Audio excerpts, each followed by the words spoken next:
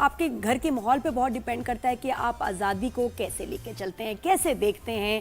Partition آپ کے لیے کیا مطلب رکھتی ہے, کیونکہ اگر آپ کے اینسیسٹرز, آپ کے بزرگ اس پارٹیشن کا حصہ تھے, انہوں نے اپنی آنکھوں سے وہ نظارے دیکھے, وہ ظلم سہے, کیا ان کے اوپر گزری, یہ ساری زندگی وہ نا ہمیں بتاتے رہتے ہیں. میں آئی گرو اپ ود دیز اسٹوریز. ہم سب بالکل ایسے ہی ہیں, ہمارے آبا و اجداد نے جیسے بہت سنا, میں نے اپنے والد صاحب کو سنا, کیونکہ 1947 میں وہ انڈیا ہوشیارپور سے مائیگریٹ کر کے ان کی فیملی, اور وہ صرف ایک ٹرین ہوشیارپور سے پاکستان پہنچ سکی, اس کے بعد اس میں صرف یعنی بیچ میں جو لوگ تھے, کتنے لوگوں کو وہ لاشیں تھیں, وہ ٹرینیں آتی تھیں, صرف لاشیں ہوتی تھی. تو ابا یہ کہانیاں, واقعات آنکھوں میں تو ان سے جانتے ہیں نا, ان سے ہی جان لیتے ہیں نا یہ. بالکل ایسے ہی ہے, کیونکہ ہمارے ساتھ موجود ہے کرنل ریٹائرڈ محمد اسلم خان, جی نادیہ خان کے ابا. تھوڑا سا ریکارڈڈ ہے کیونکہ ابا آلموسٹ, اب آپ سمجھیے کہ he's about 90 ماشاءاللہ. تو ہم سب کے جیسے بزرگوں نے وہ ایکسپیرینس کیا, جد و جہد آزادی میں کیا کھویا اور کتنی بڑی قربانی دی, تو وہ ہمیں بتائیں گے. سر گڈ مارننگ کرتے ہیں. خیر آپ نے بتا دیا کہ ریکارڈڈ ہے, کیونکہ وہ تو پہلا سوال ہم نے ان سے یہ کیا کہ تقسیم ہند سے پہلے وہ کہاں پر موجود تھے اور ہجرت کب کی انہوں نے, کن حالات و واقعات میں کی, تو دیکھیں ذرا انہوں نے جواب کیا دیا اس پر.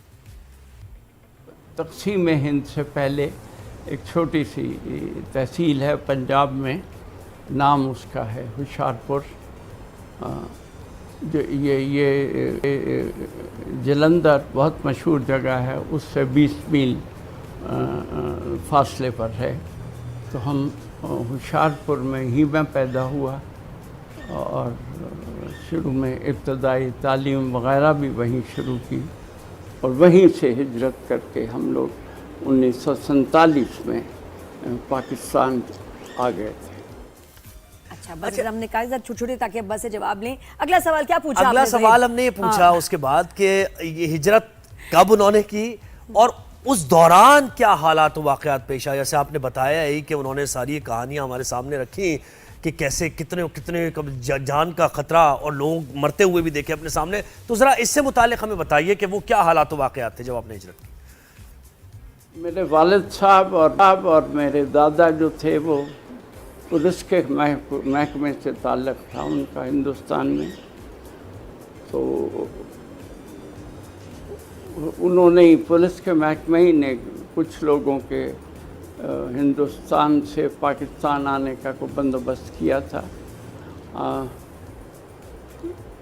تو 1947 میں ہی جب پاکستان بنا ہے, اور تو ہم ان لوگوں میں سے تھے جنہوں نے شروع میں ہی پاکستان جانے کی خواہش کا اظہار کیا تھا. تو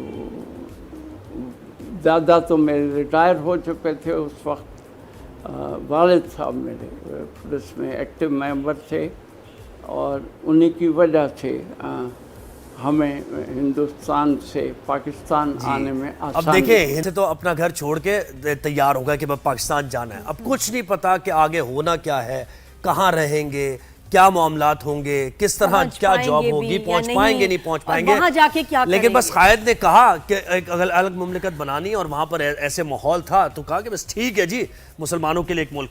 تو پاکستان آ کر مجھے بتائیں کیا دیکھا, کیا وہ جو ایکسپیکٹیشن آپ کی تھی وہ پوری ہوئی, پھر زندگی کیسے آگے بڑھی پاکستان میں, یہ اس بارے میں ذرا بتائیے. 1947 میں ہی ہم لوگ پاکستان پہنچ گئے تھے, اور لاہور میں بندوبست ہوا تھا, حکومت کی طرف سے بندوبست تھا. وہ کوئی جو ہندو یا سکھ کچھ اپنی جائیدادیں یا اپنے گھر چھوڑ کے جو گئے تھے ان میں سے ایک گھر الاٹ کیا گیا تھا, جو بھی پروسیجر اس وقت تھا پاکستان کے اندر اس کے مطابق. اور پھر وہاں سے ہی میں نے 7-8 سال پڑھائی بھی اپنی کی. بہت ایک پرائیویٹ اس وقت بھی اسکول تھا, اور وہ کمپیٹ کیا کرتا تھا سرکاری اسکولوں سے فیس کے معاملے میں, اسٹینڈرڈ کے معاملے میں. اس کا نام تھا چشتیہ ہائی اسکول. مجھے آج بھی یاد ہے, بہت اچھا اسکول تھا, بہت ڈیڈیکیٹڈ قسم. تو نادیہ پھر کرنل صاحب سے یہ بھی ہم نے پوچھا کہ ظاہر کرنل ریٹائر ہوئے 47 میں, اس کے بعد تو کچھ ہی بس سال لگے 65 میں حملہ آور ہو گیا دشمن ہم پہ. اور ہم اس وقت ریسورسز بھی نہیں تھے ہمارے پاس، ہمارے پاس کوئی ایمونیشن بھی اتنا نہیں تھا، آرٹلری بھی ہماری کوئی اتنی وہ نہیں تھی، کیونکہ سارے ملک بنے ہوئے ابھی اسٹیبلش ہوتے ہوتے اسٹیبل ہوتے ہوتے اور اتنے معاملات تھے ان کو سلجھایا جا رہا تھا. تو یہ ہم نے کرنل صاحب سے پوچھا کہ آپ نے فوج میں کیسے وہ زندگی گزری، اور وہ جو جنگیں آپ نے ایکسپیرینس کی اس وقت کیا جذبہ تھا، وہ کیسے دشمن کے ہم نے دانت کھٹے اس وقت بھی کیے، تو دیکھیے انہوں نے کیا جواب دیا. فوج میں 1956 میں ٹریننگ کے لیے سلیکٹ ہو گیا تھا ملٹری اکیڈمی کاکول میں، اور وہ 2.5 سال کی اس وقت ٹریننگ تھی. آج کل تو 2 سال کی ہوتی ہے، اس وقت 2.5 سال کی ٹریننگ ہوتی تھی. ایبٹ آباد میں یہ ملٹری اکیڈمی تھی، ہے ماشاءاللہ ابھی بھی. تو اس کے بعد 59 میں مجھے کمیشن ملا تھا، اور 59 سے 86 تک میں فوج میں ہی رہا، اور باقاعدہ ریگولر طریقے پہ پرموشن جو حق بنتا تھا، جو میری ٹریننگ بھی ساتھ ساتھ تھی. زیادہ تر اس وقت فوج کا زور زیادہ تر ٹریننگ پہ ہوتا تھا. اس ٹرین کے بارے میں بھی ذکر کریں گے، میں بھی پھر بتاؤں گی جو ابا ہمیں بتاتے تھے، اور میں کہا پتہ نہیں ابا بات کیسے کریں گے، کیونکہ روئے بغیر ابا رہ نہیں سکتے جب وہ سفر کا ذکر کرتے ہیں. ایموشنل ہو جاتے ہیں نا، وہ یاد آتے ہیں ایک دم سے. وہ ابا بتائیں. جی میں نے ایسے ہی سنا ہوا ہے. وہ واحد ٹرین تھی، اور اس میں زیادہ تر سرکاری ملازم جو تھے ہوشیارپور میں وہ آئے تھے. اس کے بعد میں نے سنا ہے کہ ٹرینیں تو آئیں لیکن لوگ نہیں آ سکے. تو اس وقت حالات بہت کشیدہ تھے جب ہم ہوشیارپور سے یہ ٹرین چلی ہے، اور اس سے ہی اندازہ لگائیں کہ تیسرے دن یہ لاہور پہنچی تھی. تو وہ حالات اچھے نہیں تھے. مسلمان بہت تھے ہوشیارپور میں، اور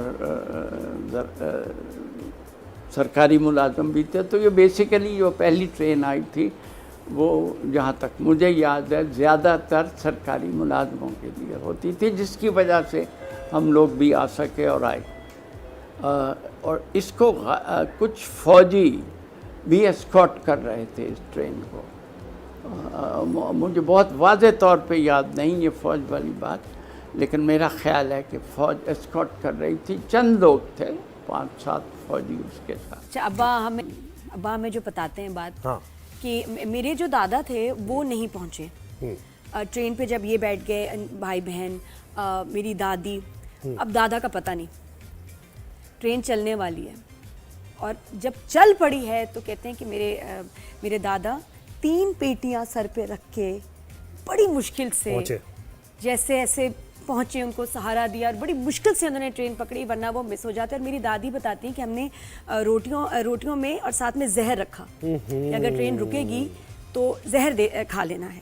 اور ساتھ میں بچے یہ کہ جی نہ کھائیں تو ان کو مٹھائیوں میں زہر ان کے لیے رکھا. بالکل، بچے، خواتین، بالکل. اور روٹیاں مطلب 3 دن میں کچھ نہیں ان کے پاس کھانے کو تھا، باسی روٹی، سڑی ہوئی روٹیاں.